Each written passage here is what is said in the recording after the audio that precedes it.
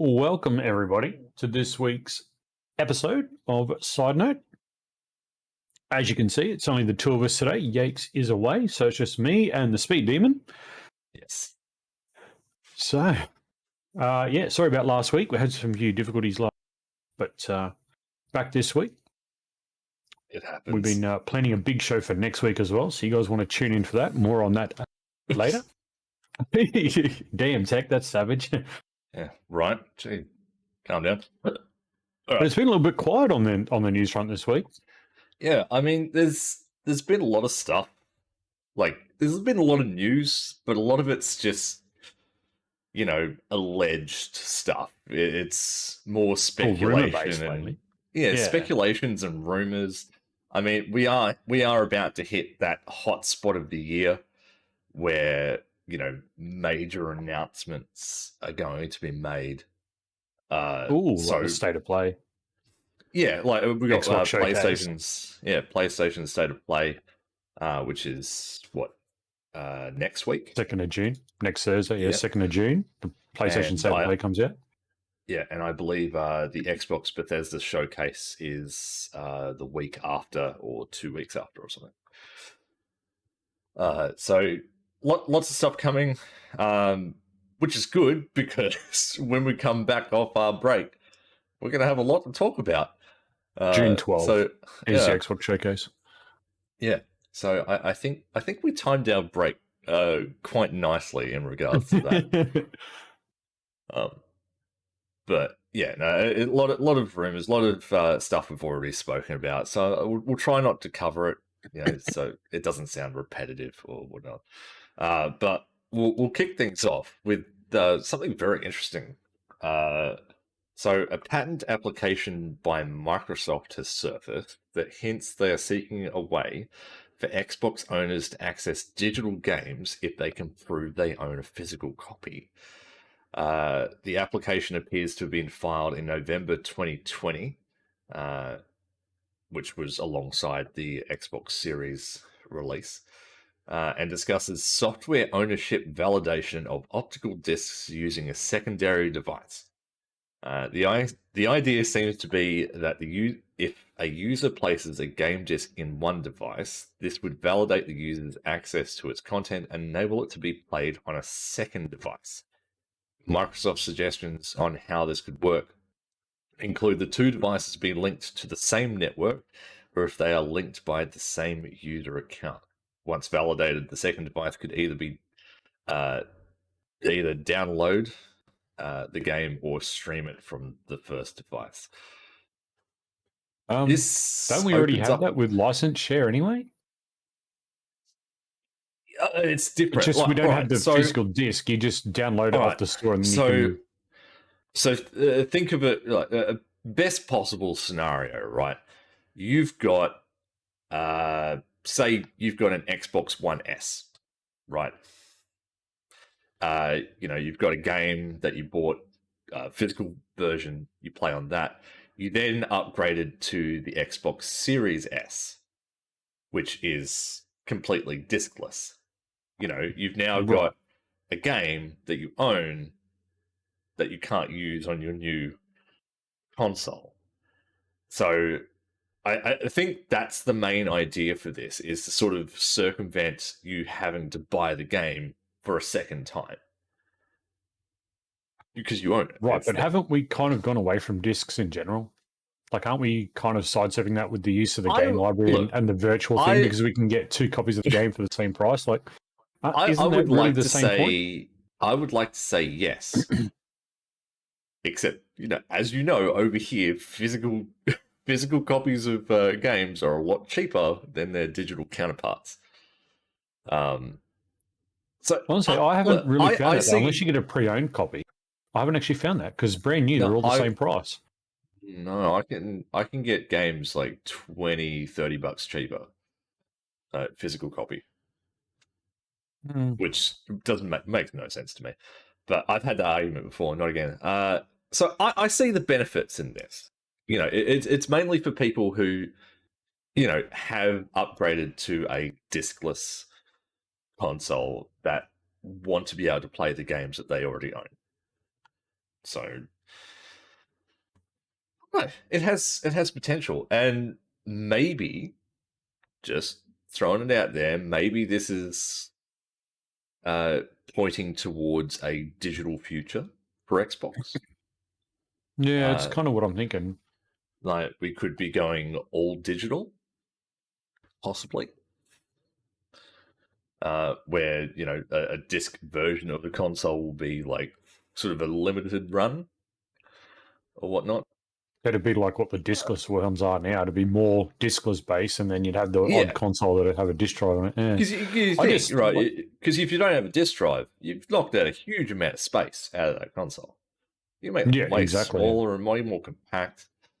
I mean, look at the PS5. I mean, if you took the disc drive out of that, what would it look like? It'd only be 2 inches thick. We already know. I mean, it'd be this thick.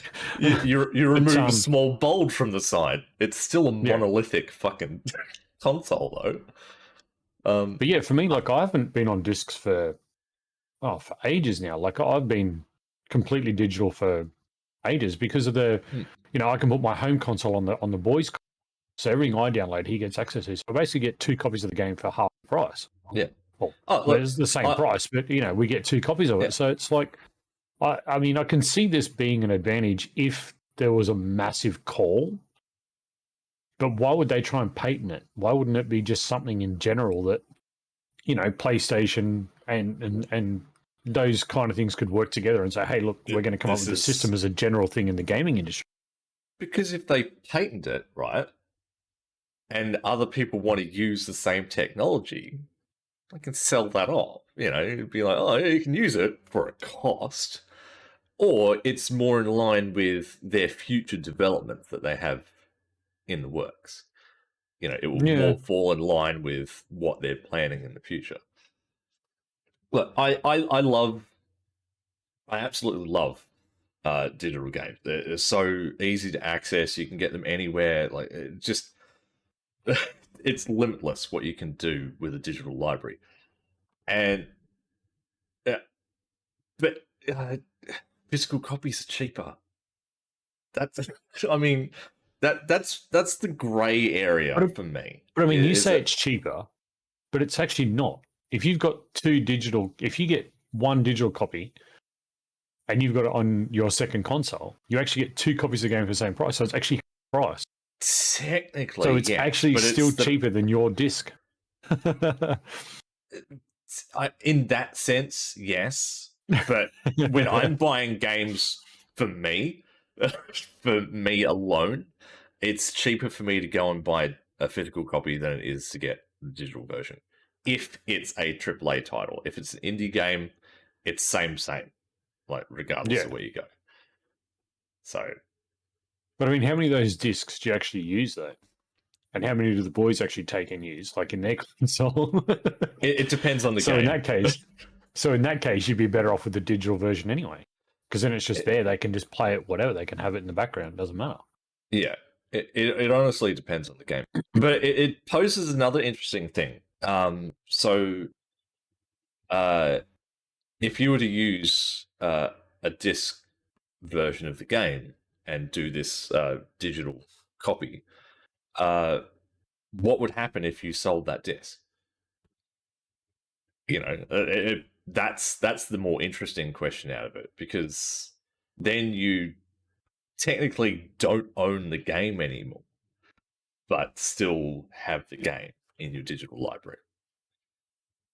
Yeah, you see, that's where I can't see the system making any sense. Like, if you were to, I mean, that means I could go and borrow all your discs, bring them home, jam them in, and go, haha, I own it. Back to you, and then you can go and trade it in. You get your money back on the game.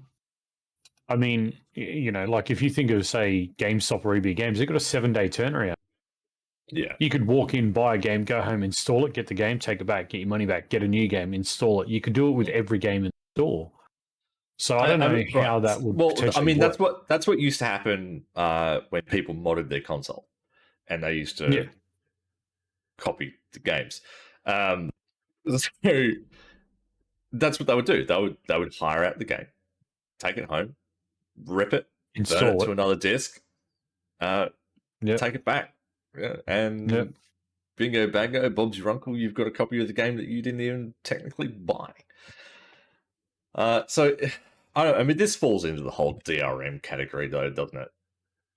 Pretty Where it's much. like, where do you find an optimal solution in this day and age?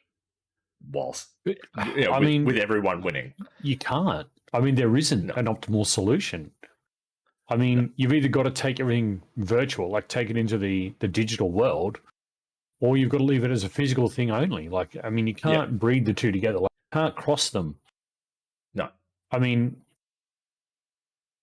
the only way I could see that system working and be like, okay, say you and a mate, or you and and one of your boys want to play Forza 5, or you want to play a game together, you could get the disc, insert it, he could play it, but it doesn't need to be installed because he could stream it from your console. But then at what point does that, does that entitle that console to the license? I don't think it would. See, with the system they've already got in play, where you can put your home Xbox on there, and any game you buy goes to that as well, you're getting 2 copies. So you're actually pushing the full copy over there. So I'm not sure this system's going to be clever in the only way I can see like game streaming, like if you streamed it from another console, the only way I can see that working in some sort of DRM fashion is if you put the disc into the other console and then stream it to your new console. But that negates the entire process. The other question then that poses a situation is, okay, you buy an Xbox One game and you're trying to stream it onto your XS, is it, or your X or your S, is it going to be X or S compatible? Or are you buying the XS version? Is that going to be compatible with the older console? Well, I mean, see, that's because that poses another problem. It would have to stream in its native. It would have to stream as its original content. Like, it wouldn't be. So if you bought a Series X game, you couldn't stream it to a 1S. No. So you kind of defeat the purpose of having that game. So it's. So I would think that it would be more older console streaming to newer console, and not necessarily newer console streaming to older console. Right, but it still poses that problem. But it does. And like I said, it's got to be on the same network. It's more problems than it it's worth. Yeah, I mean, like, you ask one question and get like 50 more questions along with it. Yeah, you can't answer the question because you've got more questions on the question. Yeah, it's it's a technology that doesn't make a lot of sense that I would have thought they would have put more effort into thinking about. This is the problem with technology nowadays and DRM. It's technology nowadays, you can bypass basically anything. And DRM's there to sort of counteract that, but then you don't have the freedom of you owning the stuff that you own. But it couldn't go new to old tech. Just to answer that question, Chad, that couldn't go new to old, because if you bought a Series game and the son's only got a Series a 1S, that game isn't compatible on the 1S. So it would have if you're streaming it from the console, it would have to be on another Series X. Yeah, it would have to be. So it would have to be a version of the game that's compatible with. Yeah, it'd have to be a version of the game that's compatible with the old device that you're playing on. It would. Yeah, there's just more. There's too many questions. Just no. Like, no, Microsoft don't. From one particular standpoint, I can understand. If say I upgraded the 1S that's under my TV to the Series S. Yeah. Even though all the games that are on there are digital anyway, but like I've got discs. I would have to somehow get those games onto that console, or it be accessible via that console. I can see that as what they're looking at. But then, naturally we've just covered like so many options. A billion other problems with that solution. So I mean, the other thing is like what I guess, you couldn't even really do it the other way. I was just thinking, like, what if when you loaded a game, it in the store so you could install it digitally But that would still pose the problem is if you traded the game back in, you couldn't download it. So streaming a game, the only way you would be able to stream a game to your console is from the cloud. That's it. That's you do it between consoles, you're looking at a whole mess there. So the only way to stream is from the cloud. But the major problem is ownership. That's the biggest problem. So here's one loophole like you could possibly use. What if the secondary account had to be a registered account? Like, what if you had to register it? For example, say, you and I are in the same house. I've got the disc, so I own it, but then I've got to register your Xbox account to be the one to use it. See, all right. So this is interesting because this falls back into the whole game sharing thing that's right. Xbox introduced back when the Xbox One launched, where you essentially were on a whitelist of friends where you could play a game that someone owns. Yeah, that's right. So, and I know you have to register that second account, so it's only locked to that one account. So even if someone signed in on that other console, like let's say it's Tech signed into your console, he couldn't play the game because it's not you that signed in. Yeah. So that's the only thing I could think about. I would think that it would be more IP restricted, right? So, anyone within the network, within your house, would have access to that game, mainly because it all comes under the same IP. But if you were to say, go to your mate's house and try and log in on your account, then you wouldn't be able to have access to it. But that's not right either. Because each device has its own IP. Yeah. No, but like your internet IP, it would use that as sort of like a reference point to make sure that everything was happening in-house, essentially. But it poses it poses a billion other problems. Another question is, okay, what if your mate brings his console to you, plugs it in, downloads games, and goes home? That then still defeats that whole system. Doesn't it? Yes, it negates it. But if it used your internet IP as a login, then it would register. Oh, you're using a different IP. Sorry, you don't have access to this game. That they could do that, but still too many questions and not enough answers to be a system that makes a lot of sense. Yeah, too many questions regarding that. It will be interesting to see. I mean, they've been on this debate essentially since the Xbox One came out. When game sharing was announced, and Xbox thought it was a good idea, then everyone was like, "Oh, it's a terrible idea." Then Xbox was like, "Oh, okay, we'll put it away," and then everyone was like, "Oh, wait, that was actually kind of a good idea." So they've been up and down about it, balancing it. It's been up and down for a while since 2013. So. 10 years almost. and 10 years on, and 9 years on, we still haven't had a way to fix that problem. That's kind of bad. So that kind of shows that is literally what we have now, which is put your main profile onto another console and make it home, and then sign into your secondary. I mean, that's really the only. All right. So there is one way to fix all problems. It's going to screw some people over, and that's a digital-only future. That's it. You can only purchase games digitally.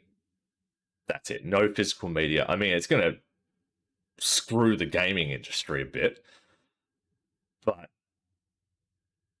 maybe it fixes all the problems, though. But maybe at that point, you could then take your games in to say if they did like a rebate system for like GameStop or EB, you take all your discs in and you got a digital code to get that game. So you could then go home and then install a code like you would say Steam, right? You give somebody a Steam code, they download the game. Yeah. So you could, in theory, you could turn Xbox Steam / Epic type style. Okay, yeah. See, that's an interesting and complex scenario. Because you could have that rebate system where you do take your physical copy in, you go through some sort of wanky process, you get your digital code for the game, but then what happens to that physical copy?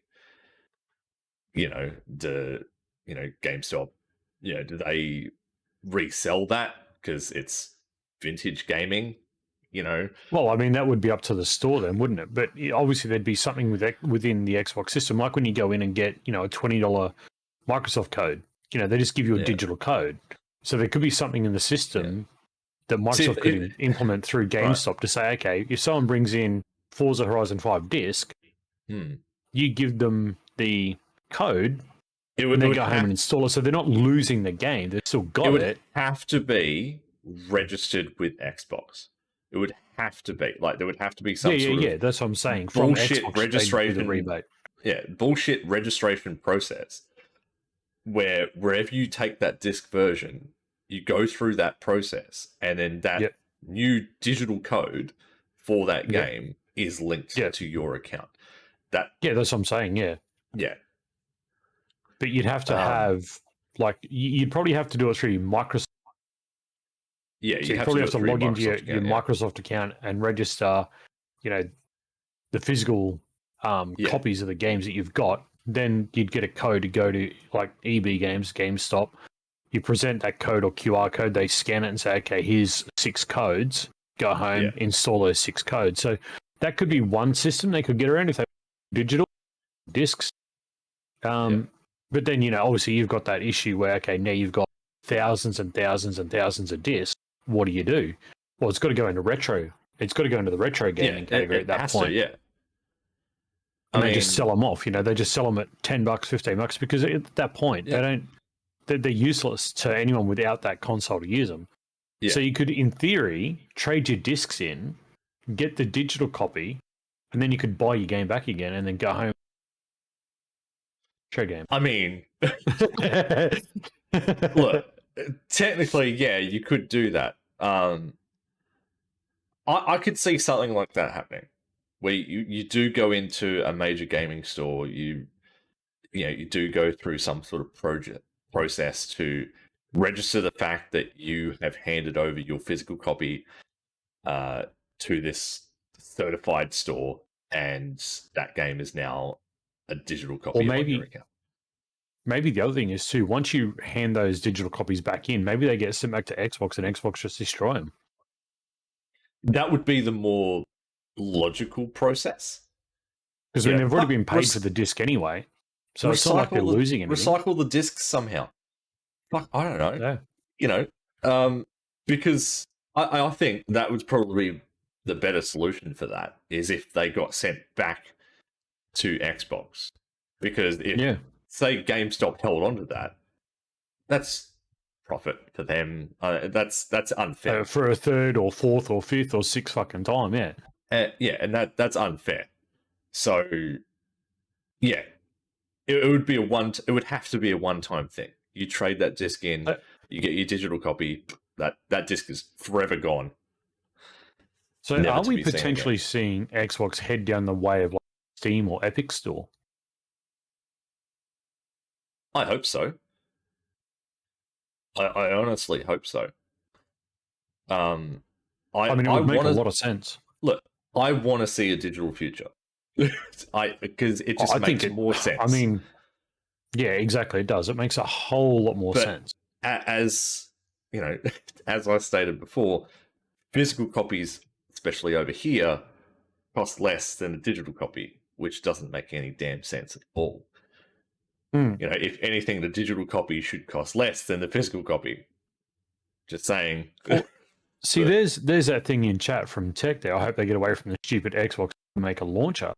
Well, the thing is, if they are getting this Activision Blizzard, you got the Blizzard launcher.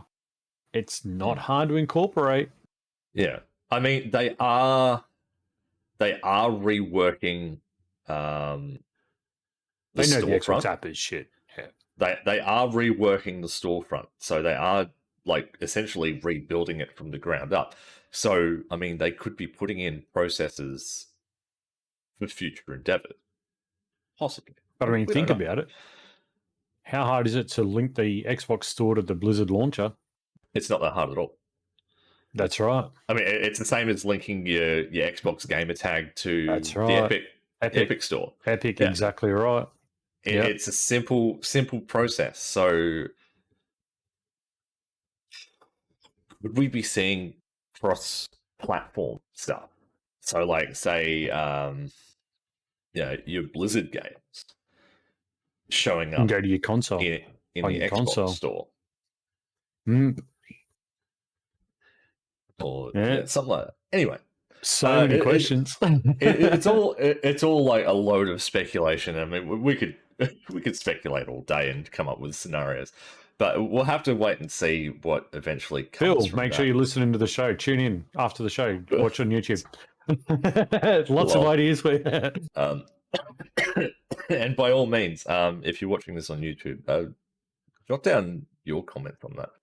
Yeah, throw them in the comments box for sure. I'd love to read them and see what you guys think. Moving on, though, AMD has come out swinging out NVIDIA and has published a chart stating that AMD's GPUs get better performance per dollar. The most interesting one is the RX 6950 XT against the RTX 3090, with it being $600 cheaper and drawing 15 watts less power. AMD has stated that you get 80% more FPS per dollar and 22% better FPS per watt. This is the chart that they put online, and it's just a slander fest. Really? I mean, hasn't that been NVIDIA and AMD like? Oh ever? no! Well, all right. So here's the thing: you've got we shit on them thinking and then... that you've got NVIDIA who always think that they are top dog. They're the shit. They're better at everything than anyone else. But now you've got AMD coming out with this, clipping at their heels. These cards are put against the representative cards from NVIDIA. In terms of performance, and they've just slammed them, saying, "But our cards are cheaper." And they run. But the problem is a less the less AMD cards have always been hit and miss, though. That's been the problem where NVIDIA's always been consistent. Like they've always had quality. Like you get the performance has always been a little bit questionable. The price has always been a little bit high, but that card is not going to break. AMD's always had issues with their cards just being faulty or. But not now. Well, I mean that's. I mean, don't get me wrong. I mean, that's still be proven. AMD are still behind. I will happily admit that, even though I'm an AMD fanboy myself. AMD are behind when it comes to certain things. 100%. When it comes to video encoding, AMD's behind. I mean, NVIDIA's way behind. Just destroyed it with that. The NVENC encoder is just something to be reckoned with. Say ray tracing. It's still in its infancy with AMD cards. But in saying that, you've got things like Unreal Engine 5 using brand new, light pathing and that, which is better than ray tracing and is way more efficient at doing all of it. So, as quickly as ray tracing came in, we could see ray tracing go and be replaced with methods that are way more efficient, deliver better image quality, and can run on old hardware. So, I mean, in that sense, AMD may come out on top. Possibly. The biggest problem with the AMD is you've always needed a CPU to cover the load the GPU can't do. That's always been an issue. Which you don't now, though. You don't you don't necessarily need a CPU to cover that load. They're very close, right? AMD and NVIDIA are very close when it comes to performance. It all comes down to developers, which sort of GPU they push on. Yeah, exactly right. Yeah, I mean, you got the Forza series, which lean more towards AMD, and you have other games which will lean more heavily towards NVIDIA. But it's also the same with CPUs. They'll either lead towards the Ryzen or the Intel. They kind of lead that way. I mean, that's why there's no ultimate solution for gaming. It's try and get the best of what's in between everything, really, or whatever your favorite is. But AMD are definitely making a name for being cheaper and drawing less power.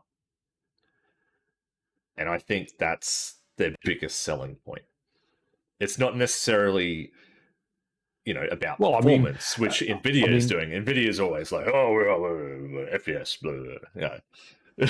But I mean, think about it. I mean, we've been talking the last few weeks about having power supplies in the computer. So if you can save on wattage, I mean, because that new 40 series is going to draw stupid amount. But yeah, it's ridiculous power. I don't know.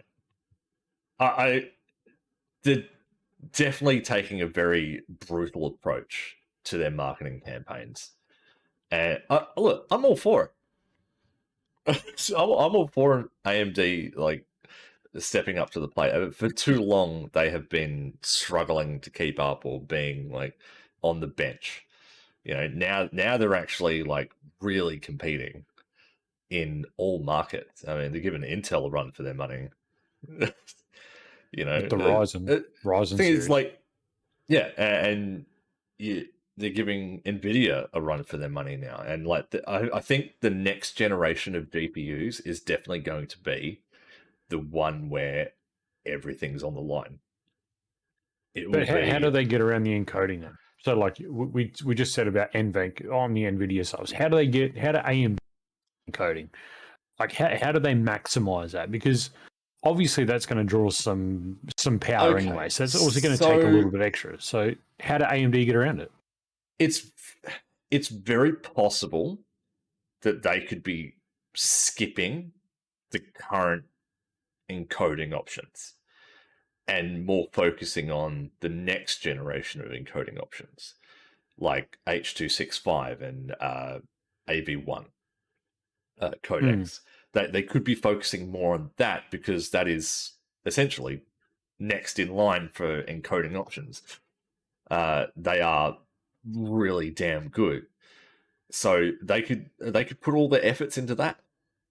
But if they do need to have an encoding engine on their GPUs, that's NVIDIA what I'm saying. has. Yeah, which is how's that going to affect it though? A separated portion that is dedicated to that. But is that going to push the wattage up? Is that going to push the power up to where they start getting closer to the NVIDIA stuff? And is that going to be enough of a pulling power to pull people away? I don't think they will. I think they're very good at keeping their power limits lower in most cases compared to NVIDIA. So I think in that respect, they'll always sort of come out on top, when it comes to power draw. But yeah, it's those smaller features. I mean, they've got FSR now, which competes with DLSS and whatnot, which is catching up very quickly, might I add, considering it's not AI based. It's doing a pretty damn good job. But I feel like encoding, like video encoding, is something that it's a major thing that they're missing. If they could somehow incorporate some form of video encoder into their GPUs, bango, best bang for your buck right there. I mean, if they can get that, I mean, I'm sure there's a few NVIDIA people who would come away from NVIDIA entirely and go to AMD. It's there, but I just I know what they're putting out. I know numbers can, but I'm not sure that AMD's just got enough of a market right now to be pulling people away from Nvidia based around that chart. They're doing good things, but I think they're just shy on a few points. Yeah, and I think this is what they're really going for is, percentage of FPS per dollar and percentage of FPS per watt. I think they're more going for if you want efficiency and you want to pay less. They're an efficient card. This is what you need. Are they really on the same level? Yeah, as I said, next generation.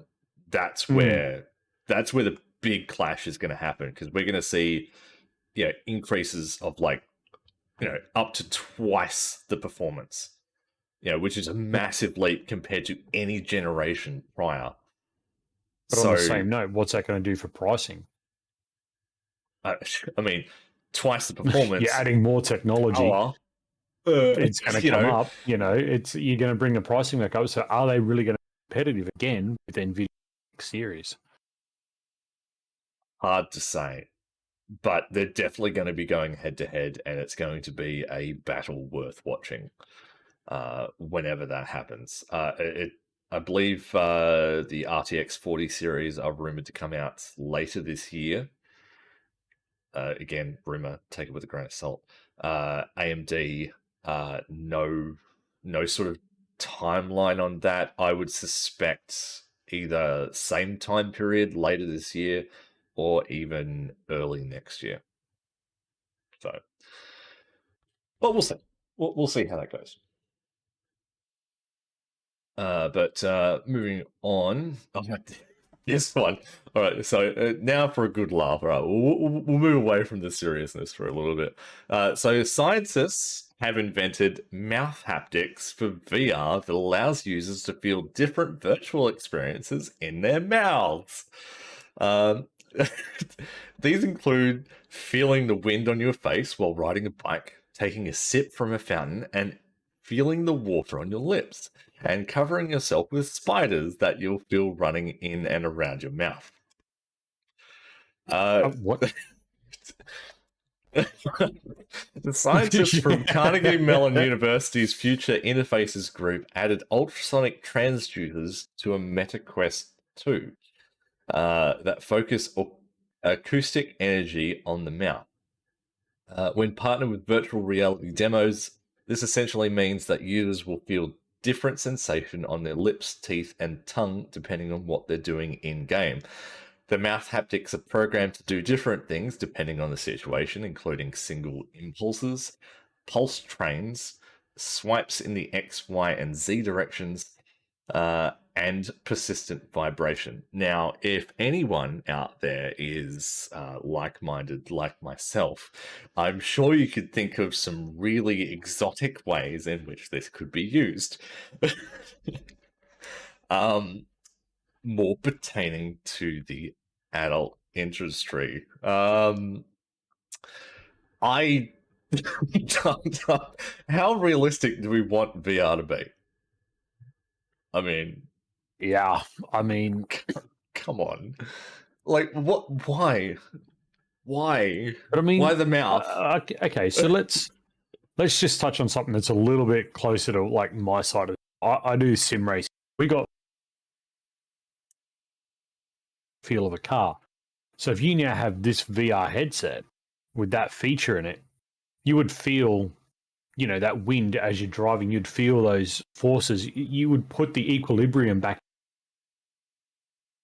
In a general consensus, though, like, I mean, like, just get a fan. Yeah, no, you're right, Tech. Yeah, just get a desk fan, just blow it in your face. Do we need that equilibrium on, say, like Beat Saber or things like that? Like, do we need that? Like, is it?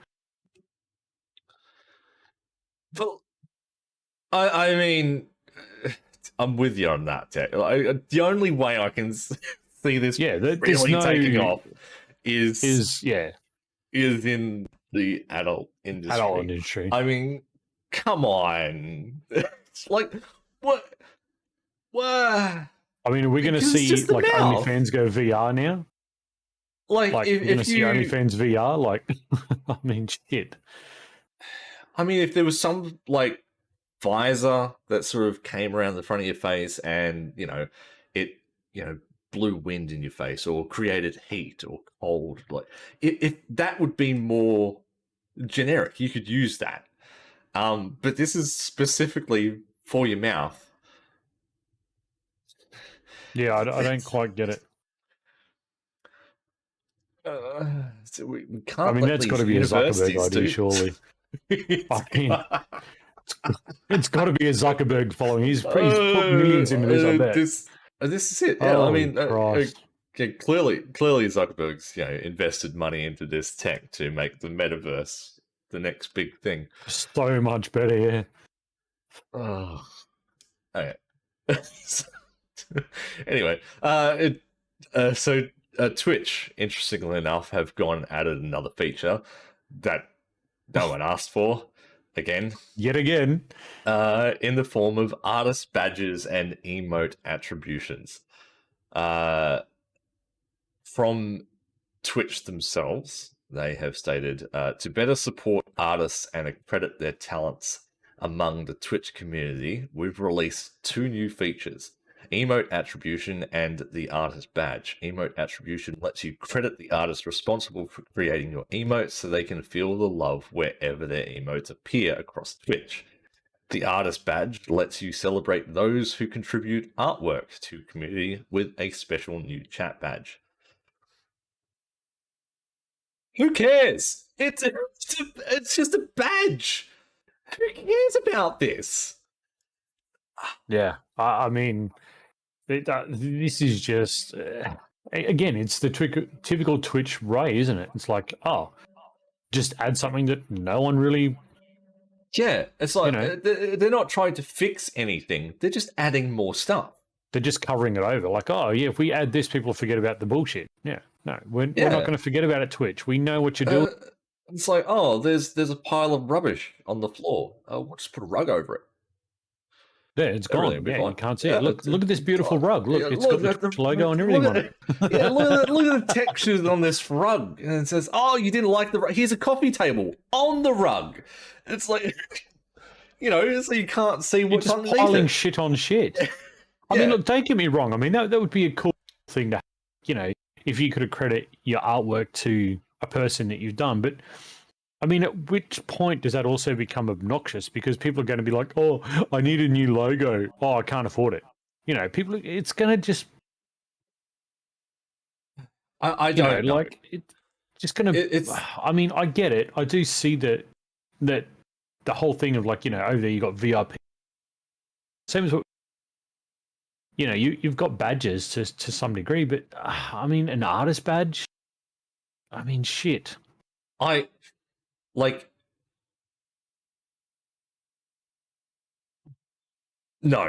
I'm not buying it. It's just one of those wanky things that's not really necessary. It's just there to make some people feel special. Yeah, I mean, I'm not buying it either, but I'm just saying, like, I can see it in aspects. Like, in a platform that was more community focused, I could see it. And if people needed artwork, I could see it, aka like Glimesh, where, that could be a little cool thing that instead of maybe a mod badge, you could make them an art badge so they'd have the art symbol instead of the mod symbol. I don't think it'd be too hard to do. But but again, like, why? On a world of Twitch, I just don't see it being an advantage. I'm sorry, I don't. You're gonna see those badges everywhere. Like, people are gonna hand those out like it's fucking candy. Yep. So yeah, it's just gonna drown out everything else. Yeah, I don't like it. Also, like, I don't like this one. So Twitch is testing a new cheering feature via direct purchases, a lot like YouTube Super Chats. Currently only available to US residents. Streamers would get an 80% cut after fees. With the math in hand that people have done, it's possible, depending on how the payment is made, whether it's via Twitch gift cards or PayPal or whatever, it could work out worse than bits.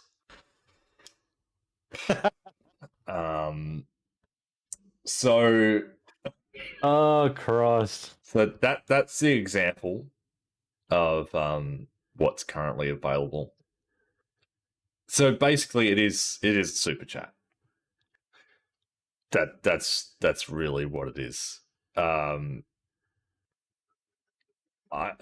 don't see 80% cut after fees. That's so it. Like say $100, right? You only get 80. What, you get less than $80 because there's fees on top of it. Yeah, you got the fees, and you get 80%. Yeah, but it all depends on how that money's gone through. So if you've paid for that with PayPal, PayPal will take out their fee, and then there's a fee on top of that from Twitch. So you could end up with like $72 out of 100 if you're lucky. But there it says, and unlock one sub emote for 10 non-subscribers. So, I mean, I don't know. In a lot of ways, all I see that is it's almost a combat at the Glimesh on-site donation button. It's kind of how I see that. Which doesn't work. I mean, it's not even close. It's not even close to that. No, I mean, it's not. It's... I mean, so out of that, okay, so let's say out of that $1, how much is the Stripe? Take out of it? How much is the Stripe? I'm not sure. It's like 2 or 3.2% or 3.3% or some shit. Yeah, something along that. 2.9%. I'm not 100% sure on that. Yeah, it's low. Yeah, of which Glimesh doesn't take any of it. Glimesh doesn't touch any of that donation. The biggest point to that there is if you donate, or if you do that $1, you get an emote for 10 non-subscribers. Why would you go to $100? You can just do $1. But the person's going to get like 45 cents. Or I know, but why? I think that's for the dollar option that's selected though. So the biggest problem here, which we've failed to notice, is that Twitch is taking 20% of this. Yeah. So this is money going directly to the streamer, and Twitch is like, I'm going to take 20% of that because it's my platform. Yep. That's what they're money grab. It's not a cash grab. Yeah. Like, there is no way that anyone's going to see this as being fair at all. I mean, right. So what? The Stripe fee is like about 3%, right? That's 3%. So out of $100, what? $97 you get. Fuck, I'm all right with that. I don't even know where you cheer, to be honest. I'm just trying to find it so I can see what's going on. It's only, I think it's only available to US residents. So the cheering, right? But surely I could, if you're in the US, because it's dumb. Yeah, YouTube doesn't take any. I mean, YouTube would take a fee, and it would be like a Stripe fee. It would be like so small that it would almost be negligible. So, in that sense, YouTube, Glimesh, pretty much on the same page. Twitch, doing their own fucking thing. It's just like, oh, hey, you can give money directly to, your favorite streamer via our platform, but we're going to take a good chunk of that. Because there's no reason to it. It's like, you might be unlocking one sub emote for 10 non-subscribers, but does that mean that they should take 20%? I don't think so. Either way, I don't like it. I don't like it one iota. I can't see it lasting, but in saying that, it is Twitch. People who call Twitch their home are slightly delusional, so it may stay around for a while, and people may actually like that. I can't find anything on that on those fees, but yeah. It's I'd love to find that out. I think we sort of hit the point though. Twitch is essentially just doing their own thing, and they're just hoping that people accept it. Really? Well, I mean, you've got to over there because, I mean, if you don't accept it, what else? Like, there's too many people on there that won't take a chance on a smaller site. They don't want to build on a smaller site. So they're going to stay there because, it's been around for every day and they're expecting it to stay around. Yeah. It doesn't matter what you tell people. And it's the same with any platform. It doesn't matter what you tell people. Whatever they've got this belief in their head, they're going to believe it. So you can throw all the truth in front of them. You can lay it all out on. At the end of the day, until they physically wake up and look at it and go, oh, shit, I'm getting rorted here and getting ripped off when I could be doing things better and comfortable. Yeah. They're just they're never going to do it. They're never going to change. Yeah. What? And Twitch is in that same meta. They're like, hey, we can do whatever we want because stay around. Yeah. They just keep doing because we're Twitch. Yeah. Yeah. That's they're right. Essentially, we're they're owned essentially by Amazon. We're basically untouchable. They're essentially pulling in Intel, is what they're doing. Mm-hmm. We're going to do our thing because fuck, we're just that good that we know people are going to buy our shit. But I mean, until people start challenging it. As it is. It's hard enough as it is because, like we said before, Twitch is already losing money. So Amazon's not going to continue to burn that out and just keep throwing money at it. Like, there's got to be something happening over there that they're putting in all these cash grabs. Like, but this was the whole ads. It's crazy. Thing. Everyone complained about ads, and they've got to make their money from somewhere. Like, they have to. I stated that, and they're doing it. If you got all those ads, how are you $300 million down? Like, what are you charging for ads? Clearly not enough. But you've got so many. I mean, they did work out a way so the ads still come through even though you've got an ad blocker on. So kudos to that. That's stupid, isn't it? Yeah. So I mean, that's where they've come out on top. But still, they just Tencent's not going to buy Twitch. They're going to be doing everything in their power to just gain as much money as possible. Yeah, in regards to that, is this Amazon putting pressure back to Twitch because of the losses? Possibly. Because Amazon really wouldn't be taking a hit like that every year. The thing is, like, people look at people who are streaming on Twitch. They look at the subs and the sub cut, and they're like, oh, I wish I could get more. They're going to look at this and be like, oh wow, 80%, that's huge, and they're going to be like, fuck yeah, let's do it, and like they'll just roll with it because it's a bigger number. They're not actually going to do the math on it. Yeah, they're not going to sit down and go, okay, work it out. If I get this person and give me $1, how much of that am I actually going to get?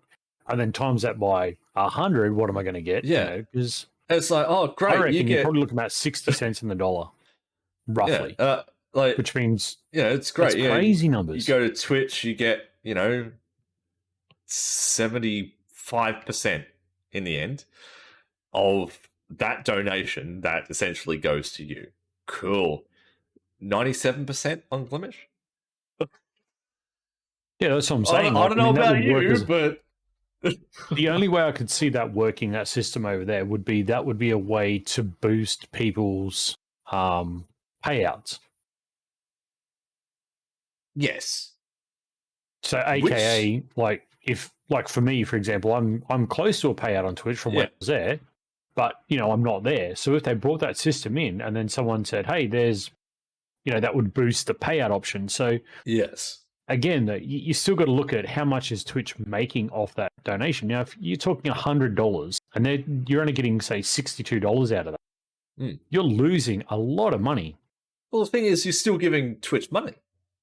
Exactly. Regardless of which option you use on the platform, they're just taking money. They're just grabbing. Yeah, that's right. It's like as the ball's going past. So, that's the thing. Like, if these guys over there on Twitch think that's a great idea, well, what about a donation platform that's there and pays every 2 weeks? No minimum. If you got a $50 donation, you could get paid $8.76 or something. It'd be like $49 or something. Yeah, something or other. Look, it's not. The donation process obviously isn't perfect. Fees have to come out one way or another. I mean, but you want to get it close to what the donation is. You don't. The funny thing is, in the last month and a half, 6 weeks, maybe a little bit longer, all you see in the streaming world is, money, money, money. But they're not coming. They don't want to go to where the money is. Go to where the chance of making money. Well, no, because because they don't see that. All right, so they see making money. Oh, you go to Twitch, or you go to Trovo, because that's where the money is. Because money, that's all they talk about is money. There's money being thrown around everywhere, but they don't understand the mathematics behind getting that money, or the processes behind it. Yeah. They don't understand that it's not beneficial for the streamer to be on those platforms if money is what you're after. That's right. It's what I said. You can lay out all the facts. They just don't buy it. Anyway. We could rant all day. Something interesting. On the 15th of May, Dr. Lupo received an email from Twitch stating that he had been banned for making unsolicited sexual advances towards Ninja in his chat. Dr. Lupo said that he went to Ninja's chat and typed "sit on my face." The email read, based on a review of your activity or content, we have issued a community guideline strike on your account. As a result, your access to Twitch services is temporarily restricted. Incurring multiple violations may result in a permanent suspension. Blah, blah, blah, blah, blah, blah, blah. As funny as it was, the ban literally only lasted an hour. 1 hour and it was all over. Yeah, so he's obviously on that fucking whitelist of do not ban fucking Lupo. Absolutely. Because, he makes us too much fucking money. Quick. If that were to happen to any other regular Joe Blow, like week suspension, like you probably wouldn't have access to your account for a fucking month knowing Twitch. Well, look at that other one I sent you. That account that got banned for age when they're clearly old enough to be on the platform over there.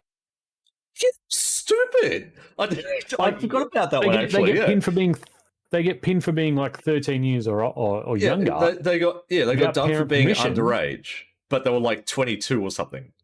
Yeah, but yet here's Dr. Lupo going in there doing that, and he gets a fucking 1 hour suspension. Like, are you fucking serious? Yeah, come on. Like, what? Twitch is losing the fucking plot. I tell you what, it's just. I mean, you can't have favorites. Like, you can't play this card and be like, oh, we can't ban this person because, they make us weak. Or ban this because, but this person who only made us $10, so they can fuck off. Like, you can't play that. You just can't do it. It proves the point that Twitch has no idea what their system is or how to do it properly. They're lost. No idea. Like, I mean, it was most likely an automatic ban. And in that case, it would have been manually reviewed very quickly, being like, oh, wait, it's so-and-so unbanned. Yeah, it would have alerted someone on their computer like, hey, Dr. Lupo's been banned. Like, oh, fuck, quick, get rid of that. Yeah. But, I mean, who would have reported? I mean, like, you think Ninja's going to report Lupo? I mean, come on. But everyone in the chat was having a bloody good laugh about it. So that's what I'm saying. So who? Yeah. So who did it? Which little negative Nancy did it? Like, if you can't have fun with your mates in their chat, like, what can you do? I mean, shit. Yeah. Some of the shit I say in your chat, holy Christ. Some of the stuff I say on my own stream is questionable sometimes, but it's all in a good laugh. Like, it's never anything. It's never anything derogatory or racist. It's always just a bit of fun direct.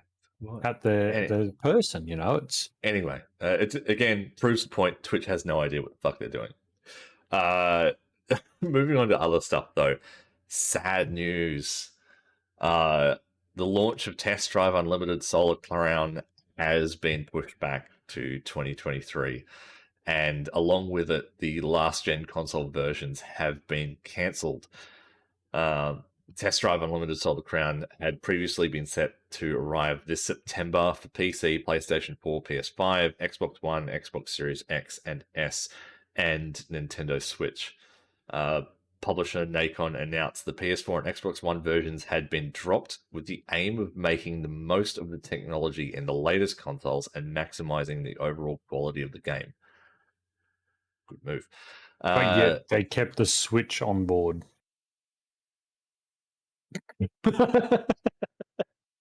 True. Valid point. Just curious. You dropped two consoles that got more power, but you kept the Switch. Okay. Valid point. But it is a different architecture, so it's a different operating system, so that's fine, I guess, in that regards. But when you're going from trying to bring out one for Xbox One and Xbox Series consoles, you're struggling. So all between I'm getting those out of that is they bit off more they could chew. I think what I'm getting. Yeah, I think they tried to make everyone happy, and then realized it was going to cost more effort than what it was worth. So I'm all for it. I'm all for it. I mean, at some point it's going to happen. I'm not completely pissed. I mean, they did it with the 360, didn't they? When the one came out, they were like, "Oh, we're going to support both consoles." And 360 support just kind of died off in the things, and people were more focused on the new generation. And I mean, look, they're going to do it again. It's going to happen. Like, we're going to hit a stage where the newer games that are coming out, they're going to need that newer hardware. And all that means cutting them back for older generation consoles is just silly. All that means is I just get rid of my Xbox and put my 8 terabyte hard drive on my PC. I don't give a But here's the thing, right? So you could make a next generation game, right, for next generation consoles, but you could have that game in the cloud, and you can still access that game via your old hardware. So the old hardware isn't defunct. It's still usable, just not in the same fashion it was previously. So no, just get rid of it and just go PC. That's all right. I know what you tell me. I can read the subliminal message feed. No, I'm not. Lord, get rid of your 1S. It's a bucket of shit, and just go to your PC. Look, don't get me wrong. Like, the 1S, yes, it is a bucket of shit. Mine's starting to die, and I need to replace it at some stage. But I'm not. I think that was just the Xbox One generation. They're starting to die. Yeah. But anyway, they stated, with so much support from fans of the series, we know many of you will be disappointed. But our goal with Test Drive Unlimited Solar Crown is to make the most polished gaming experience in the franchise by spending more time on its development. I'm all for it. I don't care. I mean, if anyone really cracks a shit about it, they don't understand the generation. They don't understand how companies have to work. Like, you've got to build what they're saying: PC, PlayStation 5, Xbox Series X and S, and Switch. They're already building 4 architectural structures. So add in another. I mean, my guess, like when you can say, "Oh, they're not putting it on the market," because they've just said they're pushing it back to 2023. That's all they've said. My guess would be February, March. I'd say more maybe April. They might do a test early year. That's my guess. Because it was originally supposed to release September this year. Yeah. So that's another 6 months on top of that, thereabouts. That's fair. It's not like it's going to release September 2023. That would just be a real kick in the pants. But we also don't know anything about the game, really. So they haven't really shown anything in regards to the game. Be like, this is what the game looks like. This is the feel of the game. They've done nothing of that sort. So, which is a good thing, because we don't know at what stage they're at, and we can't have expectations on top of what we've seen because we haven't seen anything. So we can't be like, oh, that looks pretty good. Then the hype's going to build, and then there's going to be an expectation when it releases. And if it doesn't meet that expectation, we're going to have another Cyberpunk 2077 on our hands. But all we know, which is what I'm really excited about, is that the game will be set in a real world location and be at 1-to-1 scale. So wherever it is, I'm fucking down for that shit. It's going to be big. Yeah, hell yeah. It's going to be fucking And that's why they need massive. to focus on the new series and the new consoles, because obviously there's a certain point where you can squeeze it on the old consoles, but it's going to lack. It's going to have big problems. Yeah. So quite a while back, we covered a game called Palworld. Palworld is a Pokemon-esque open-world gunslinging RPG. It's everything you'd want from a game you didn't want. It is so much of everything. It's amazing. But a new trailer has... Yeah. It's weird. But a new trailer has dropped showing even more gameplay than the original. And it is something to die for. Like, go and check that out. In the chat. Yeah. And the link will go up in the YouTube video as well. I'll put a link in the description as well. It's wow. I mean, it's everything Pokemon cross... Call of Duty, cross Farm Together, cross everything. Everything. Everything, It looks so good. That's the thing. It's not supposed to look that good. It's going to be a lot of fun to play. Absolutely. But there's no release date for Palworld as of yet. It's still slated for this year sometime. So we could see that at the end of the year. It does look very polished in terms when you watch the trailer. It is in a very good state, but we'll have to see. Anyway, so a little bit of controversy.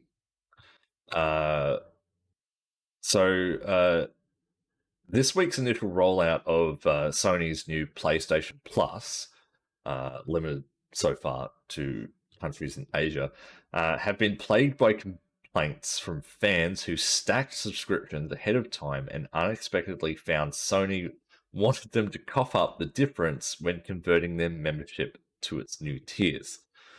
Following well done, Sony. Yeah, following general confusion and a good deal of online backlash, Sony has finally acknowledged the situation. They released a statement saying, due to a technical error, CEO's bank balance, players in Asia who have previously purchased a PlayStation Plus membership at a discount have been incorrectly charged for their upgrade pricing. This error has been fixed and impacted players will receive a credit. We thank you for your patience. Oh dear, Sony. Another cop out. Oh shit, we got found out. Yeah, they did it intentionally. Absolutely, they would have known about it. I mean, surely. Yeah. I mean, you're not going to through the system. I mean, of course, people are going to stack memberships.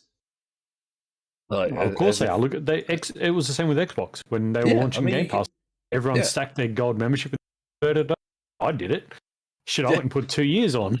People fucking did it. Christ, that's what you do. I mean, it's called taking it. Yeah, that's it. Taking advantage of it. Oh dear, Sony.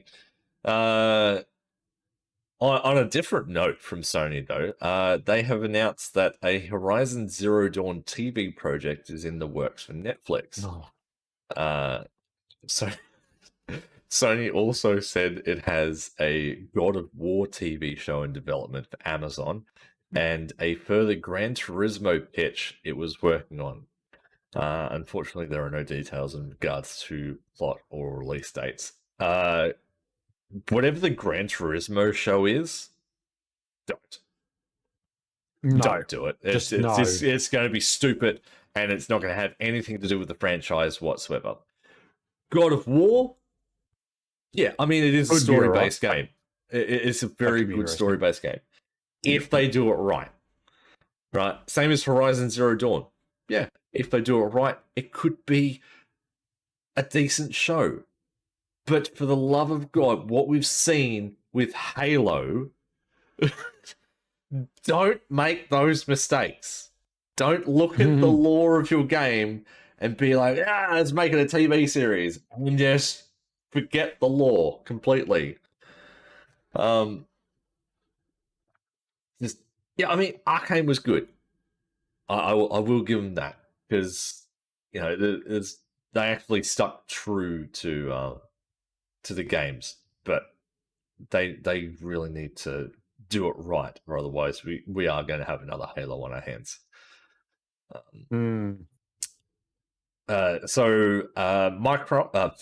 Minecraft's next big update is just around the corner, with the Wild update launching on June 7. There will be 2 brand new biomes, the Deep Dark, which they ripped from the modded series, but it's a little bit different, and the Mangrove Swamp, along with new mobs including the Warden, the Allay, Frog, and Tadpole. For anyone who's seen any gameplay from the Minecraft previews regarding the Deep Dark, essentially you're going to die a lot. If you get anywhere near the Warden is going to kill you very quickly. So good luck with that. But it is it's a high risk, high reward sort of biome. So I don't know. It's going to add a new twist to the game. Big one. Yes. So Dr. Disrespect posted a $100,000 Fortnite tournament this week, featuring several Twitch streamers. The organizer of the event sent out community guidelines prior to the event in hopes to prevent any blowback on streamers from Twitch. In the guidelines, it said, it is prohibited to use your channel to knowingly feature or advertise a suspended user. We understand that there may be instances where suspended users may appear on your stream due to circumstances beyond your control, such as through third-party gaming tournaments, but we expect that you make a good faith effort to remove them from your broadcast, mute them, or otherwise limit their interaction with your stream. They continued by saying, a few helpful tips to navigate this tournament if you are a Twitch streamer. Use Hotshot Duo Drop featuring Fortnite to refer to the event. Use other names for Dr. Disrespect, for example, the 2-time or Blockbuster video game champion. Hide images, videos, and streams of Dr. Disrespect from your stream. Mute Dr. Disrespect in-game. And be mindful of showing the tournament bracket page on the stream. So, I mean, clearly, I mean, it was a good move to prevent any damages that may occur from the Twitch side of things. But hot damn, the Doctor must have done some fucking damage to Twitch in order for that to there must be something pretty hefty happening. Sure. Yeah. This is funny. The latest update for Cyberpunk 2077 has come out and has had more information than intended. The update was released and accidentally contained a full list of what will be included in its future DLC. Big oops. Now everyone knows what's coming. GG. Way to fuck the game up even more. I want to talk about this one. So, Sony has announced that the PS1 Classic Siphon Filter is getting trophies when it releases with the revamped PS Plus service. Naturally, following the news, Xbox fans have called on Microsoft to add achievements to OG Xbox games. So this is an interesting one. It's like, should older games start having achievement? You know, I'm in two minds about it. You know, yes, it would be nice for older games to have achievements, but do we really need them? Yeah, I don't think so.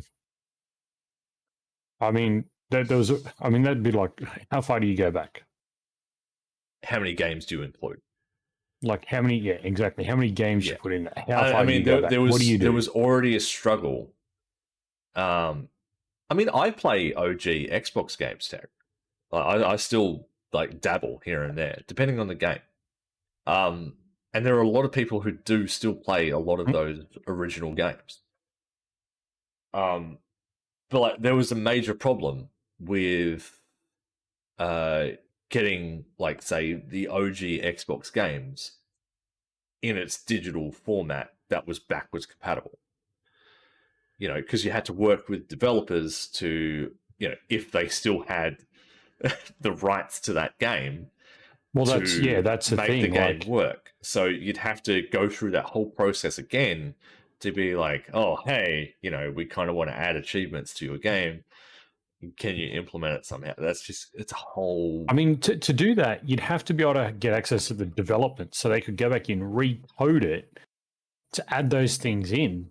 Like a lot of those games now, like being 20 plus years old, they've got no studios. Those studios are closed. They're gone. Like, and that's why we don't have every original Xbox game available, you know, via the digital store, is because they can't get it to work because the devs aren't there anymore. That, like, you've got these dev studios that have gone defunct. You know, they ceased existing, or they've all split up and gone elsewhere. In other studios and doing shit. So, I mean, to ask any studio to add achievements into a game that's 20 plus years old, I mean, you're kidding yourself. You really are kidding yourself. It's an interesting move, to say the least. I mean, I think Xbox will shut that down pretty damn fast. Yeah, but the question is, where do you stop? You know, no, the question is, where do you start? Not where do you stop. Well, where do you start? You could, they could start with their own games. You know, any Microsoft Studios game, they studios, could, yeah, anything that they have easy access to, they could implement those things. I mean, and that's where it might start, and that's where it might stop. That, you know, any Microsoft Studios game, they might just be like, okay, we're going to add achievements, but this is as far as it goes. You know, getting in touch with other developers might be too hard, and that's it. But then again, like, that's redundant. You know, why start something but not finish it? So, it kind of, it doesn't make a lot of sense, does it? It's, I don't like it. Anyway, so Sony may have struck a deal to have exclusive advertising rights to Avatar: Frontiers of Pandora, the same as it does with GTA 5. Although not directly confirmed just yet by either Sony or Ubisoft, the title was shown during Sony's corporate strategy meeting for financial year 2022. During this meeting, Sony's chairman, president, and chief executive officer, Kenichiro Yoshida, talked about relationships with third-party publishers, after which logos of various heavily promoted titles were shown. Titles shown were Ghostwire Tokyo, NBA 2K, GTA 5, Deathloop, as well as the upcoming Hogwarts Legacy timed exclusives Forspoken and Final Fantasy 16, also Avatar: Frontiers of Pandora. I'm not a fan of exclusive advertising rights, but I do understand it. You know, from a business perspective, I do understand exclusive advertising rights, but it's like, take GTA 5 for example, right? Prime example. Sony has exclusive advertising rights to that. You know, any ad that comes out for GTA 5, it's available on PlayStation. nothing else. Like you never see anything like it's available on all these other platforms. It's always PlayStation. And then with the remastered version that came out not that long back, it's free for for PS5 users. I I don't like that. It's unfair to everyone. I mean, is it unfair or is it just greed? I mean, because everyone knows it's people aren't stupid. They're going to look it up. They're going to go searching. As soon as they see it, they're not even going to look at the ad. Yeah, but I was out. Oh, I've got to search it. Yeah, I understand the business side of it, the marketing side. It is very beneficial for Sony. Because you see GTA 5, regardless of whatever ad it is, it's available on PS5. We'll state that at the end. Like it won't be like available on all these other consoles. Just on PS5. Which, I mean, I guess in some ways that'd be, like again, people know that it's on consoles. It'd be like they're putting that in, saying streaming live on Twitch. Well, it's everyone. It's not. Yeah, it's just an ego boost, and maybe it is a grab for Sony. Maybe they're trying to do something similar to. Well, I mean, they'd be paying for that anyway, so it's another cost. When Xbox maybe look at it, or Steam might look at it and go, "We don't need." Yeah, I get that. I get. So let Sony throw their money away. I get that. I just don't like the fact that there's this exclusive advertising deals. I mean, having exclusive partnerships where the game is timed exclusive on your console. Sure, special DLC specifically for your platform. Sure, but when you're advertising a game and saying it's only available on this platform. I don't. But are they saying only available or just saying available? Well, no, they're not saying only available. Yeah, but so that's the thing. It's so like GTA 5, whatever trailer it is at the end, available on PlayStation. Yeah, so all it is Sony paying more money for something that everyone knows is available everywhere. So good luck to them. But it's exclusive. I mean, they're taking like huge games and exclusively just pushing everyone out of the picture. But let them do it. They're throwing their own money away for something that I think it's just dumb on their part. I don't even know why. Not even for a business thing. If it was an exclusive to the console for 6 months, advertise. Yeah, that's fine. But to just advertise a general game that's every platform just makes no sense. It's just Sony throwing more money away. I do agree with you, but I also disagree with the situation. So it's a rough area, regardless. Anyway,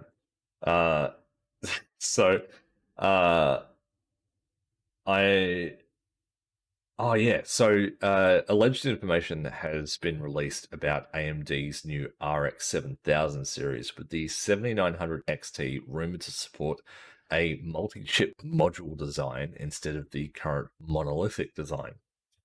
So, sort of like what they're doing with the CPUs, sort of like multi-chips on one chip. It's apparently also going to have 384 megabytes of Infinity Cache and a whopping 24 gig of GDDR6. Like, dear God. Like, we're heading into some crazy shit for next generation GPUs, but there's no word on how much power that's going to draw. Naturally, the 7900 XT will go against the 4090. I mean, we know what 4090 is going to do. It's going to have those. It's going to burn your house down and cook your dinner. crazy power excursions. Need like a whole power grid just for your PC soon enough. But I'm going to wrap everything up with this one, which I could not resist, and I thank you, Lord, for putting that in the Discord. A TikToker claiming to be a time traveler from the year 2236 has issued a stark warning to their followers, including a claim that Europe will be struck by a deadly meteor in autumn. He has stated, on July 7th, humans are going to have their first real contact with an alien species called Arzax on the south side of Alaska, United States. Of course, it's the fucking United States. Did you say Arzax or arse hats? I would say we've got enough arse hats as it is. So Arzax, Arzax. But naturally, America, I mean, where else would the fucking aliens go? Right. On August 13th, a hacker by the name of Stack will delete over 36.7 million TikTok accounts due to their strong beliefs against social media. And finally, on October 12th, there will be a deadly meteor named the Arachnoids, which will hit Europe, causing many casualties. There is no way people believe this shit. Like, we've covered this one. This is like the third time we've covered the time traveler. Yeah, time traveler conspiracy crap. The last one definitely didn't happen. I mean, it was supposed to be like the Christmas Day or something. Like something major was going to shock the world. What year was he from, though? The year 2236. 2236. So it's 304 years away. He's come back to tell us that something's going to happen now, but yet 304 years, they're still going? Okay, genius. No, your math is off there. So, it's 14 years, 214 years, 314 years. 214. 214 years. So yeah, that's 214 years after an apparent alien excursion to Earth. And a meteor wipes out Europe. Yeah. And like half of the internet gets deleted. No. So look, as much as I would love to have an alien species come down to Earth and make its presence known, as much as I would love for that to happen, please, like, it's not going to happen. None of that's going to happen. Realistically, we may have a meteor crash into Earth, but that's just how space works. I mean, shit crashes into Earth all the fucking time.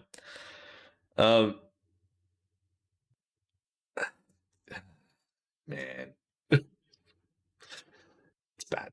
Anyway, I had to end on that one. So I had to end on something crazy. For sure. You did. I did. I always have to. Before we wrap this one up, if anyone remembers us talking about Turbo Golf Racing a few weeks, they're doing a future games show summer showcase where they're announcing the early access reveal date and also special surprises. So if you guys want to tune into that, we'll definitely be. That's next month, isn't it? 11th of June is the summer showcase. They're putting 11th of June, but they're saying if you want to watch the date reveal, it'll be in their Discord on Sunday, June 12, 2022 at 6 a.m. So I'm guessing that's going to be Eastern time. I'm not probably, yeah. But I mean, they've already had like huge amounts of community input in regards to like items in the game, and like they've added so much stuff already. It's wild. The community behind Turbo Golf Racing are just absolutely insane. They're coming up with some crazy things. So no doubt we will cover that when we get back off our 2-week break. Now, with that being said, next week, we have a massive show lined up for next week. Yes. we have special guests joining us on the show. We're going to be expressing our own opinions and those of our special guests around a very contentious subject. Yes. And based on that, we would love to see you guys here next week. Same start time, but we may go a little bit over time, but we're going to try and keep it to about 2 hours at most. Yeah. If we can definitely keep it on the normal schedule, it'd be really good. Yeah. But yeah, big show next week. Going to be, it's going to be very contentious. We've been building this 3 weeks, and it's going to be huge. It's going to be an eye opener for sure. Well, Dirk, you didn't miss this one, bud. Check on the YouTube. It'll be up later on today. Yes. Give it. All our episodes are up on YouTube. Give it a couple of hours, and it'll be up on YouTube for you to watch. Be sure to catch other ones if you've missed those ones as well. But yeah, so tune in next week as we take on one of the hottest topics in the streaming field at the moment. Yeah. It's not going to be a show to be missed, that's for sure. No. The end of it. What? We try and clean up some more things and try and give you some new features coming in season 3, but that'll be announced next week at the end of the show. Yeah, when the return will be. We'd also love to get your feedback on the show. Reasonable feedback, obviously. We're real people with real problems, but just some feedback on like stuff you guys would like to see in the show, or just certain tweaks here and there that we could possibly do to make things a little bit better for you guys. Parts that you like, parts you don't like. Yeah. As Speed said, remember, we are people, so we do this live. This isn't pre-recorded. We're not recording it and putting it on YouTube only. We do this live. So sometimes life does get in the way. It tends to get in the way a lot. Try and give you guys the best we can, but unfortunately, we can't do it all the time. Yeah. Yes. No. Like an audible upload. Well, that is still an option. We are considering. We did consider that early on, actually. Audio. Yeah. It's not off the table. We are considering it, but yeah. Yeah. We didn't see a major need for that when we were discussing it. So, I mean, if demand comes, we'll fill in the demand the best that we can. We'll see what we can do. Yeah. But yeah. Anyway, guys, all right, that's going to wrap up this week's episode. Thank you for those who... Don't forget, glimesh.tv/side note is the channel. And those on YouTube, thank you for watching the show. Hopefully we'll see you guys. Big show. Really looking forward to that one. It's actually quite nerve-wracking, to be honest. But, we're silently shitting our pants about next week. Just to say the least. It's gonna be next. Yeah, join us next week. A couple of special guests on the show. We'll see you guys then. Be safe. Stay cool. Everyone. Bye for now.